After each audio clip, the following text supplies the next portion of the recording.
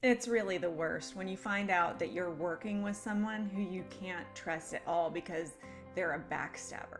What do you do? It's so difficult to know how to handle it in a way in which you're standing up for yourself, but you're also not picking fights and making yourself out to be the bad guy in front of the rest of your coworkers.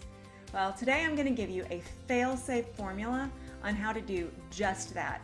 How you can confront your coworker who's a bit of a backstabber and strengthen your relationship and come out clean on the other side. Stick around. GILD Coaching. More success, less stress. When you're in a social situation, it's a little bit easier because you can just decide to not spend time with that person anymore. It's not quite as simple when it's someone who you work with, and that can cause a whole lot of stress and dread, and it can even create a situation in your office place where you don't even want to go to work. Sometimes this is how workplace bullying starts. So let's nip this in the bud. Today I'm going to teach you my fail-safe formula on how to confront a backstabbing coworker in such a way that you can come to a true resolution, you're not picking a fight, and your relationship can be stronger on the other side. The first thing that you have to do is nothing. Take a breath and give yourself a moment to digest. Make sure that you understood the person who's letting you know what happened. Make sure you understand them completely. And then, number two, make sure that you have a full understanding of what went on. You do have a right to ask qualifying questions. Ask about the atmosphere in which the statement was given. Could it have possibly been intended as a joke? Did the person really understand this supposed backstabber correctly? If you have a full understanding of the situation and you really believe that you've been wronged, that is when you need to back up and make a plan.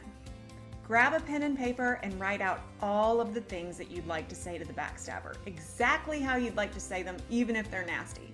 Just start there. Get all of your real feelings out onto the paper. Take a breath, step back, and look at them. Then you can start to make it a little bit more appropriate for delivery. When you are crafting your statements, make sure that your sentences don't start with the word you. That is the first way to put somebody on the defensive and escalate to an argument. Make it about yourself. Don't say, Martha said that you said this about me and you shouldn't do that anymore. Don't tell them what to do, give them any orders, and try not to use the word you. You could say, I've heard that something was said about me and I wanted to ask about it. And then go about it that way. The unknown variable here is if this person's a backstabber and you don't trust them, are they going to tell you the truth when you confront them? Probably not. So you have to be ready to continue the conversation past their denial. That is when you already have your next statement ready and you can say to them, okay, George, I understand. Just so you know, if this were true, I would really not appreciate something of this nature being said about me. I believe that it would be better for you to either come to me directly, or if you feel as though you can't come to me and that there's a problem that impacts our work product, please go to my supervisor and then we can work it out together. But going to one of our peers is not fair. It's not fair to me, it's not fair to whomever is saying this, and it's not fair to the third person who's involved. You see, I never accused George of saying it. I just said, okay, thanks for letting me know that you didn't say it. But just to let you know, if this were the scenario, here is how I would feel. Here is what I would think about the person who had said this. And here's how it's unfair to all three of us. Then you presented a solution. Either come to me directly or go to my supervisor so the three of us can work on a resolution. Then that person is seeing that you've got his number. You know exactly what happened. You're letting him know how it made you feel. You're letting him know everything. And you're also letting him know that if he does it again, it's going to be a problem. That way you can then make a good agreement. At the end of that statement, you can say, so George, can we just agree that we're going to have an open and honest communicative relationship together, and if either one of us ever has a problem with something that the other one does, that we'll come directly to each other?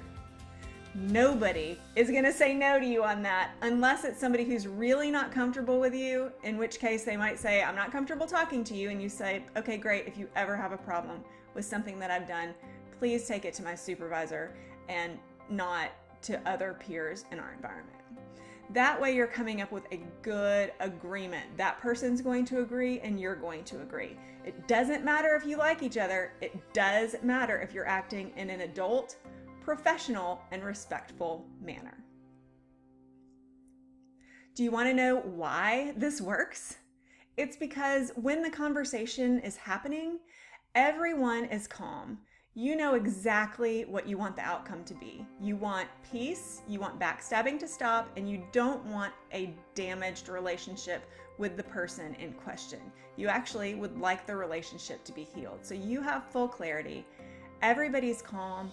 You haven't accused anyone of anything, so there's no reason for anyone else to escalate. Everyone is being treated with respect, and the end ends with everyone saying yes. And when everyone can say yes and agree at the end, you know that it's a formula that works. Let me know how it works for you, and good luck out there. Don't forget to hit the subscribe button and that little bell so you learn the next time that we post a video to help you live a life with more success and lower stress. See you next time.